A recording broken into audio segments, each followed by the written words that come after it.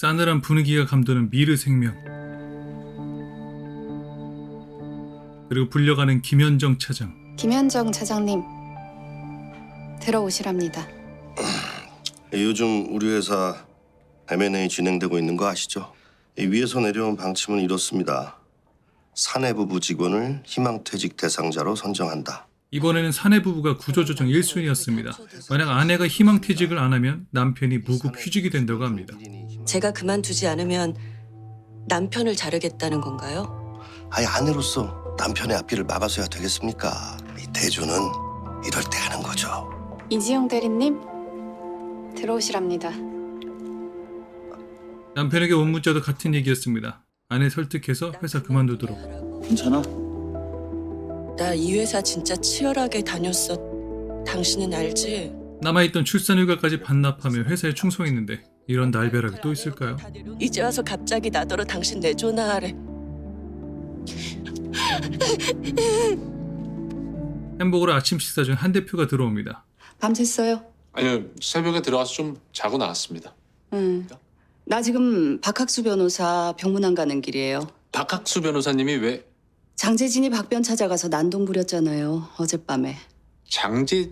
자기 아버지를 그렇게 잔인하게 살해하고도 8년밖에 안 받은 건 다 박학수 변호사랑 정명석 변호사가 애써줬기 때문인데 참... 출소한 장재진이 박 변호사를 찾아가 난동을 부리고 도주 중이었습니다. 당시 변호를 맡았던 정 변호사의 얼굴도 장재진이 기억할 테니 보복당할 가능성이 있었죠. 보안요원 숫자도 증언할 거니까 너무 걱정은 말고.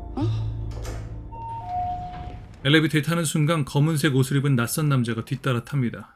왠지 불안했죠. 박변 집에 찾아가서 보복하겠다고 칼까지 휘둘렀대요.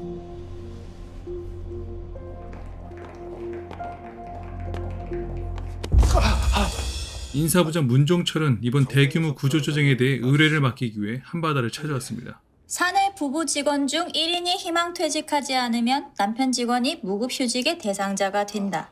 상대 변호사는 자꾸만 여직원 차별이라고 몰아가는데 저희는 억울할 따름입니다.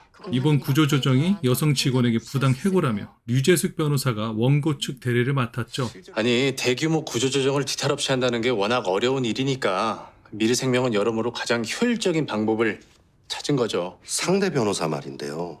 류재숙 변호사 말씀이신가요? 사회적으로 이슈가 되는 사건들을 많이 했어요. 이미 류 변호사는 법원 앞에서 시위 중이었습니다. 당신의 결혼을 알리지 말아라! 희망퇴직의 탈일생 강제사직! 압박 계획!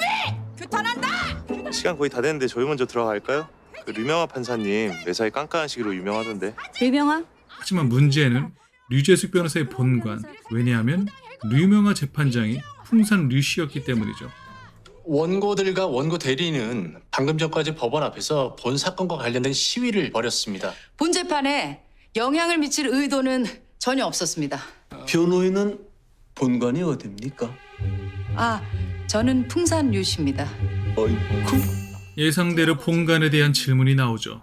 재판장님, 왜 제가 아닌 아버지의 학렬자를 물어보십니까? 확실하게 자기 주장을 펼치는 류 변호사에게 밀리는 류 재판장. 제 이름 류재숙의 재는 풍산 류씨 26세 손님을 나타내는 학렬자입니다.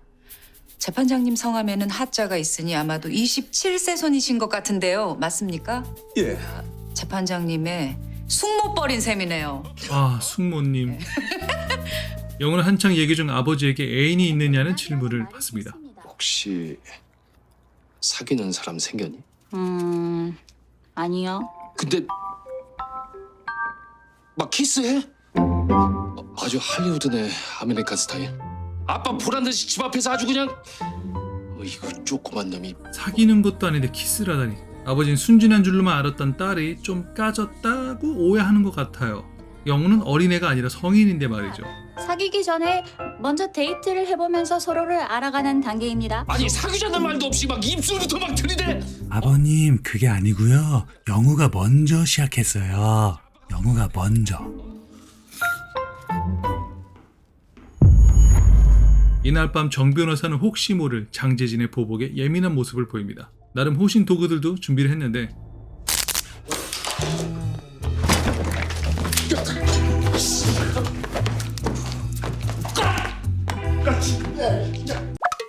류 변호사의 신문이 시작됩니다. 남편의 일자리를 뺏겠다고 아내 직원들을 협박함으로써 결국 여성 직원들의 사직을 유도한 거 아닙니까? 아내가 남편의 앞길을 막아서야 되겠느냐? 정 변호사가 이의를 제기했어도 류명아 재판장은 류 변호사 쪽에 손을 들어줍니다. 그럼 말 같은 소리라고 봐야 합니까? 저는 그렇게 생각하지 않습니다. 류명하 재판장님. 역시 분위기는 풍산 류씨 쪽으로 흐르는 걸까요? 이어서 최 대리가 나와 증언까지 하는데 결국 여성 직원들의 사직을 유도한다고 생각했습니까? 아닙니다. 저는 회사의 방침에서 성차별을 못 느꼈습니다. 구조조정을 핑계로 여직원들을 비정규직화하려는 속셈인 거 몰라요? 왜 이번에는 부장님 설득에 등 떠밀려서 억지 선택을 했다 그러시는지 모르겠어요. 같은 직장 동료였던 이들의 갈등이 깊어졌죠. 반대 신문하세요. 남편이 많이 아프시죠? 얼마 전 대장암 수술을 했다고 들었습니다. 류 변호사의 신문을 통해 알게 된 건 대장암에 걸린 남편 병간호를 위해 최 대리가 특혜를 받았다는 사실. 그래서 어쩔 수 없이 미르생명에 유리한 증언을 할 수밖에 없었습니다. 남편 수술은 잘 된 거야? 소송 이딴 게 다 뭐라고. 정작 중요한 병문안도 못 갔다. 저기 마음 너무 무겁게 갖지 말고 남편 병간호에 집중해. 서로 적대적인 분위기 같았지만 막상 법정 밖에서 이들의 훈훈함은 이루 말할 수 없었습니다. 제가 정말 죄송해요. 왜 울고 그래요? 괜찮아. 괜찮아. 심지어 원고 측 여성들이 붕어빵까지 한바다 변호사들에게 나눠주죠. 이게 뭡니까? 붕어빵이요. 저희들 거 사면서 같이 샀어요. 드시면서 하세요. 이때 영우는 지영 백에 있던 열쇠고리를 목격하게 됩니다. 참 여유 만만하네요. 이기고 있다고 생각하는 건가? 이기고 있는 거 맞지 뭐. 잠시 후 영우가 택시에 붙은 광고를 보고 싶다고 말하자 다들 핀잔을 줍니다. 저 택시에 광고를 보고 싶습니다. 너 또 쓸데없는. 안전벨트 매셨죠? 이때 준호가 영우가 가자면 그냥 가는 거야. 직진 준호.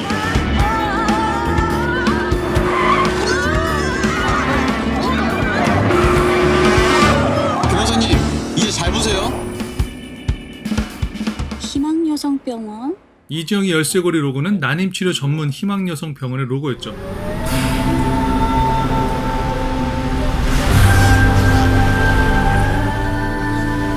고영우 변호사가 한바다 그만두게 만들 수 있겠어요? 문득 태수미의 제안을 생각하며 영우를 찾아온 권민우. 일합니다. 아 나도 이거 하나 사야 되는데. 미르생명이 구조조정 그렇게 한 거 다 누구 머리에서 나온 생각인지 알아요? 네? 우리요. 한바다라고요. 미르생명 구조 조정이 필요한 자문을 준 곳이 한바다라는 사실을 말해줍니다. 아내 직원들을 잘라낼 생각으로 그런 방침을 꾸민 겁니까? 그렇죠. 성차별적 구조 조정으로 문제가 발생하지 않도록 보냈던 법률 자문 의견서 문서까지 있던 겁니다. 즉 영우의 정의감을 역이용해 스스로의 함정에 빠지게 하려는 의도였죠. 아주 교묘한 성차별이죠. 이게 그 의견서인데 방금 내가 말한 내용들이 다 들어있어요. 의견도 한번 읽어볼래? 민우가 준 자료를 다 읽어보고는 곧바로 정 변호사를 찾아갑니다. 작년에 한바다가 미르생명에게 보낸 법률 자문 의견서입니다. 아니 당연히 알고 있었죠. 법에 저촉되지 않도록 교묘하게 성차별을 하는 방법을 알려준 거예요? 아니 그렇게 표현할 일은 아니죠. 한바다가 성차별적인 구조 조정에 일조하는 건 잘못됐다는 거죠. 변호사가 세상을 더 낫게 만드는 일에 이바지한다고 누가 그럽니까? 변호사법 제1조 제1항입니다. 아니 그러니까 우리도 지금 미르생명을 옹호하는 일을 하고 있지 않습니까? 정 변호사도 이날만큼은 많이 흥분하며 언성을 높입니다. 난임 치료에 대해서 조사 사차치해서 이지영 씨 신문 제대로 하세요. 미르생명 관련 일은 아니지만 고래 해방을 위한 시위 데이트 중인 우이 커플. 정명섭 변호사님 말대로 옳고 그름에 대한 판단은 판사에게 맡기고 의뢰인의 변호에만 집중해야 할까요? 정명석 변호사님처럼 자기만의 대답을 갖고 계신 분들도 있지만 끊임없이 고민하고 계속 흔들리시는 분들도 많아요. 그냥 시간을 두고 천천히 생각해 보세요. 변호사님이 어떤 결론을 내리든 전 응원할 거니까요. 준호와 대화를 하며 다시 용기를 얻는 우영우. 양심에 따라 숨김과 보탬이 없이 사실 그대로 말하고 만일 거짓말이 있으면 위증의 벌을 받기로 맹세합니다. 이날은 이지영의 신문이 있는 날. 작년에 원고는 연차를 자주 썼습니다. 몇 달간은 주 3회 조퇴하기도 했고요. 희망여성병원은 난임 치료를 전문으로 하는 산부인과죠? 네. 유독 작년에 월차를 자주 썼던 이유는 난임 치료와 더불어 시험관 아기 시술을 받아야 했기 때문이죠. 그렇다면 원고에게 희망퇴직 권유는 난임 치료에 집중할 수 있는 좋은 기회였겠네요. 원고는 원래부터 임신할 계획이었으니까요. 회사는 계속 다닐 생각이었습니다. 영우는 계속 마음의 불편함을 갖고 신문을 이어갑니다. 위기 상황인 회사에서 버티기보다는 이 기회에 퇴직금을 받고 사직해 본격적으로 임신을 준비하는 게 더 낫다고 판단했던 것 아닙니까? 사람들은 웅성웅성거리기 시작했고 당장이라도 여길 벗어나고 싶었습니다. 저기요. 잠시 류 변호사와 영우가 얘기를 나누게 됩니다. 이런 분은 나중에 어떤 변호사가 될까 궁금했는데 결국 한바다로 가셨네요. 미르생명 같은 데나 변호하는 것보다는 용감한 여성 노동자들 편에 서는 게 훨씬 더 멋있지 않아요? 판사랑 검사한테는 사건 하나하나가 그냥 일일지 몰라도 변호사는 달라요. 한 인간으로서 의뢰인 옆에 앉아 있는 거예요. 영우에게 나름 유익한 대화였지만 민우는 괜히 무슨 문제가 있는 것처럼 말하죠. 어제 우변 유재숙 변호사랑 같이 있네요. 둘이 무슨 얘기를 저렇게 할까요? 게다가 권민우가 몰래 뭔가를 꾸미려는데 뭐예요? 수연을 통해 영우와 준호가 사귄다는 걸 알게 됩니다. 준호 씨랑 같이 산다면서 그것도 몰라요? 수연이 가고 나서야 몰래 영우 사무실에 들어가 마치 영우가 류 변호사에게 증거 자료를 보낸 것처럼 이를 꾸밉니다.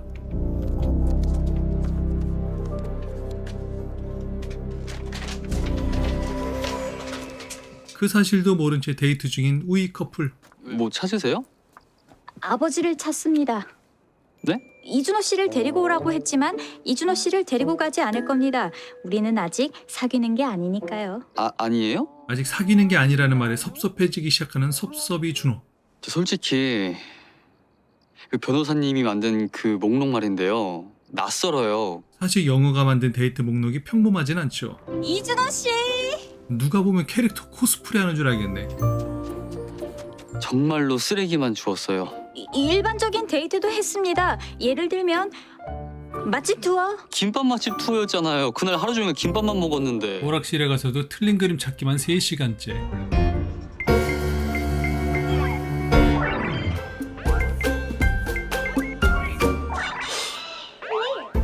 아무튼 영우 중심으로 다 맞춰줬는데 사귀는 게 아니라니.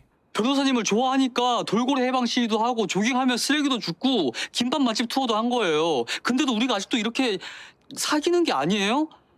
정말 참 너무 섭섭하네요, 정말.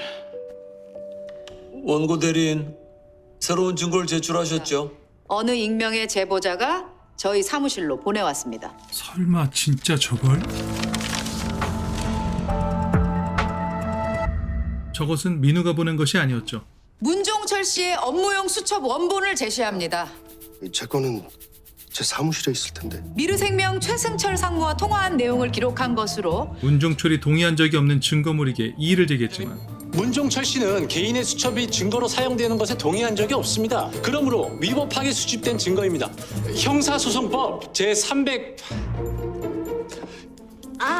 형사소송법 제308조의 2 적법한 절차에 따르지 아니하고 수집한 증거는 증거로 할 수 없다. 하지만 그것은 형사소송법입니다. 이 재판은 민사소송이고요. 류명하 재판장님의 현명한 판단을 기대합니다. 감히 류재숙 숙모님의 말씀을 류명하 재판장이 거절할 수가? 증거 능력을 인정합니다. 완전 분위기는 원고 측이 이길 것 같았습니다. 게다가 영우가 본 손사인.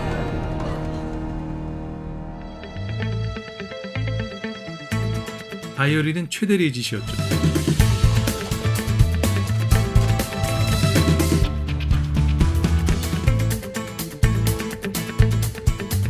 미르생명이 사내 부부 중 아내 직원을 우선 해고한 사건을 규탄하는 집회가 미르생명 본사 앞에서 열렸습니다. 한편 해고된 아내 직원들 중 2명은 해고 무효 확인 소송을 제기했는데요. 얼마 후 공판 결과가 나오는데 판결하겠습니다. 원고들의 청구를 모두 기각한다. 소송 비용은 원고들의 부담으로 한다. 피고 측 미래생명이 승소를 합니다.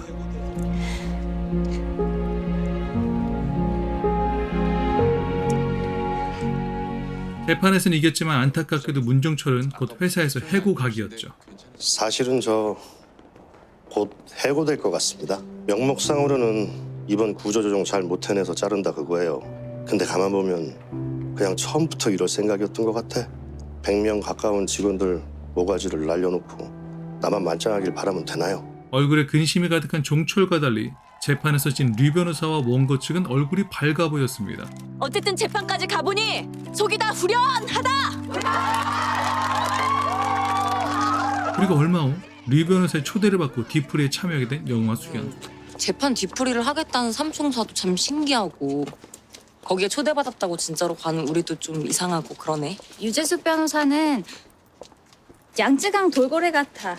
유재숙 변호사는 한바다에선 만나볼 수 없는 종류의 변호사잖아. 멸종되지는 않았으면 좋겠어. 여기서 알게 된 건 누군가 영우 몰래 미래 생명과 관련된 증거물을 류 변호사에게 보냈다는 겁니다. 이거 돌려주려고. 우영우 변호사가 나한테 보낸 거 아니에요? 아닙니다. 한바다도 뭔가 내부 사정이 복잡하네. 이 의견서를 갖고 있었는데도 증거로 쓰지 않은 겁니까? 내가 그거 쓰면 우영우 변호사가 난처해질 거 아니에요. 혹시나 영우가 곤란할까봐 그걸 일부러 사용하지 않았던 거였죠. 한편 또 생명의 위협을 느낀 정 변호사.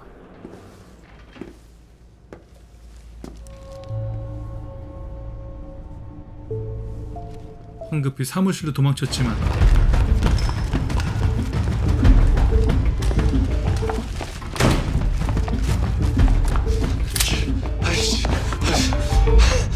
문자 한 통을 받고 안심합니다.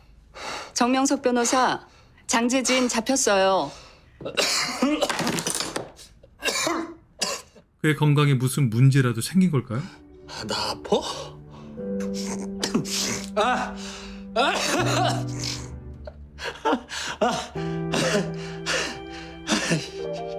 ENA 드라마 이상한 변호사 우영의 12화. 섭섭이 준호와 함께하는 우이 커플의 데이트야 늘 재밌고 즐거운 순간입니다.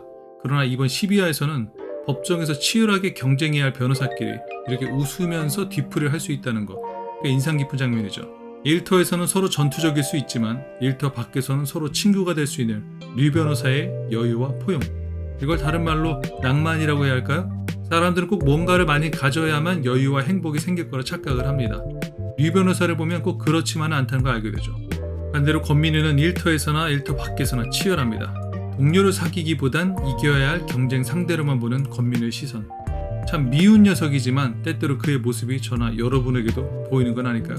지금까지 캡틴 남이었습니다. 구독 옆에 종모양을 눌러서 전체 알림으로 설정하면 더 좋은 영상들을 만날 수 있습니다.